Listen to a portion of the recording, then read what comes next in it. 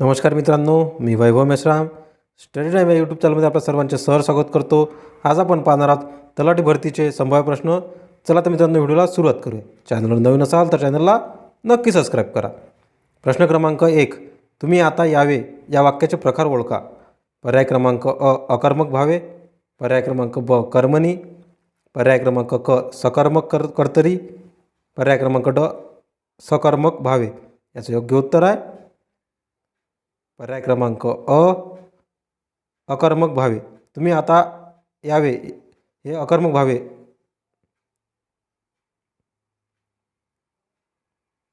प्रश्न क्रमांक 2, चाकूमुळे यातील मुळे हे कोणते अव्यय आहे?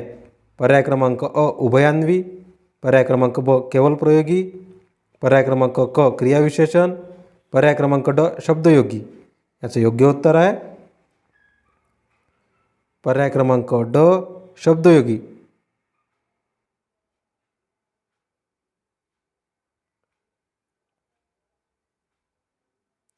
प्रश्न क्रमांक 3, अस्पृश्यता नष्ट करण्याची तरतूद घटनेच्या कोणत्या कलमात आहे? पर्याय क्रमांक अ, 14। पर्याय क्रमांक ब, 15। पर्याय क्रमांक क, 16। पर्याय क्रमांक ड, 17। याचं योग्य उत्तर आहे पर्याय क्रमांक ड, 17। अस्पृश्यता नष्ट करण्याची तरतूद घटनेच्या कलम 17 मध्ये आहे। प्रश्न क्रमांक 4, पुंग चोलम ही लोककला व नृत्य पुढीलपैकी कोणत्या राज्याची आहेत? पर्याय क्रमांक अ, मिझोरम। पर्याय क्रमांक ब, आंध्र प्रदेश। पर्याय क्रमांक क, केरळ। पर्याय क्रमांक ड, मणिपूर। याचं योग्य उत्तर आहे पर्याय क्रमांक ड, मणिपूर। पुंग चोलम ही लोककला व नृत्य मणिपूर या राज्याची आहेत।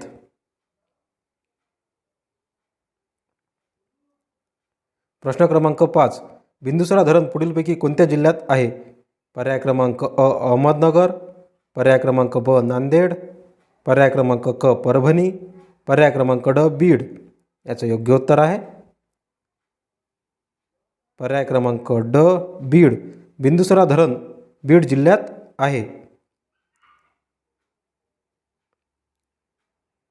प्रश्न क्रमांक 6, शांत या शब्दाला समानार्थी शब्द ओळखा।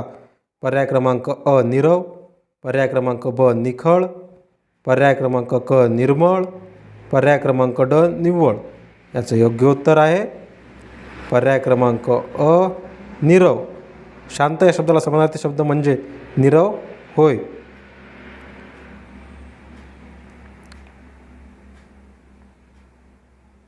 प्रश्न क्रमांक 7, दत्त महात्म्य हा 7000 ओव्यांचा ग्रंथ कोणी लिहिला? पर्याय क्रमांक अ, उमाजी नाईक। पर्याय क्रमांक ब, वासुदेव बळवंत फडके। पर्याय क्रमांक क, स्वामी दयानंद सरस्वती। पर्याय क्रमांक ड, दामोदरपंत चाफेकर। याचं योग्य उत्तर आहे पर्याय क्रमांक ब, वासुदेव बळवंत फडके। दत्त महात्म्य हा 7000 ओव्यांचा ग्रंथ वासुदेव बळवंत फडके यांनी लिहिला।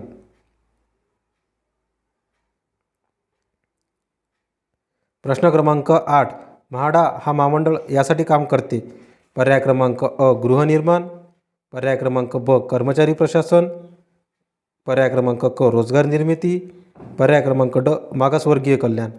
याचं योग्य उत्तर आहे पर्याय क्रमांक अ, गृहनिर्माण। म्हाडा हा महामंडळ गृहनिर्माण यासाठी काम करतो।